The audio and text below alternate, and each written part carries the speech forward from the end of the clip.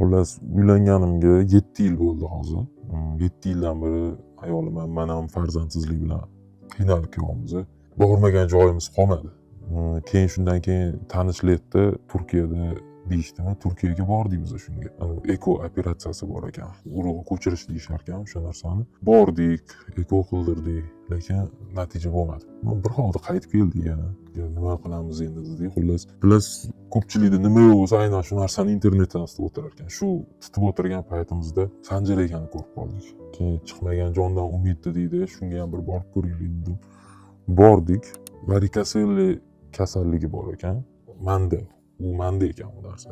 Varikosellini operatsiya qilish kerak dedilar.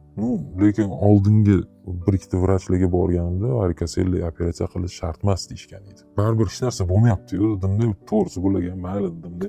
Varikoselli operatsiya qilish kerak bo'lsa qila qolaylik dedim. Qildik. Keyin 7 oymi, 8 oymi nazorat qilib turdilar, xabar olib turdilar mendan. Keyin TZ deganmi, TZ operatsiyasi bor ekan. Shunaqa operatsiyani ham o'tkazdim. Keyin urug' topildi. Jonli 0 bo'lgan, sperma 0 bo'lgan holatda o'sha jonlisini topdik. Endi eko qilsak bo'ladi dedilar. Men to'g'risi g'alati bo'ldimda, chunki bu hayotimda ancha yildan beri bir yangilik bo'ldi menga. Shu narsani qildik. Hozir 5 oylik homila bor. Ko'z tegmasin, ishqilib qutulib olishsin, bag'rimizga bosib olaylik deyapmiz. Eshitib turgan bo'lsalar, ming rahmat shu odamga. Shuncha joyga borib yugurdik-ku, lekin nima deyishga ham hayronman-da. Yana kamiga nima dedilar? Bola tug'iladi, xudo xolasa deyaptilar-da. Tug'ilgandan keyin yana 2 yilcha o'tib oldimga kelsangiz, muzlatilgan urug'lar bor hali ham. Yana farzandli bo'la olasiz dedilar. Men tushunmadim, nima deyapman-da? Qanaqa u muzlatilgan nima degani bo'lsa? Shunaqa narsa bor ekanki, men eshitmaganman. Endi oldin hayron qolmanda. O'sha sperma muzlatib qo'yilar ekanmi, nimadir qilib saqlab qo'yilar ekan. Qanaqadir tushuntirdilar, men uni tushunmayman. Endi doktor emasman u narsa.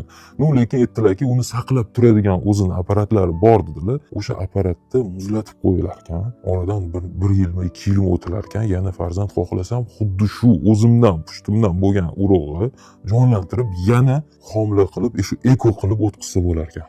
Gap yo'q dedim, lekin tushunmadim. Zo'r, xursandman. Eshitib turgan, eshitadilar baribir bu videoni. Ming rahmat.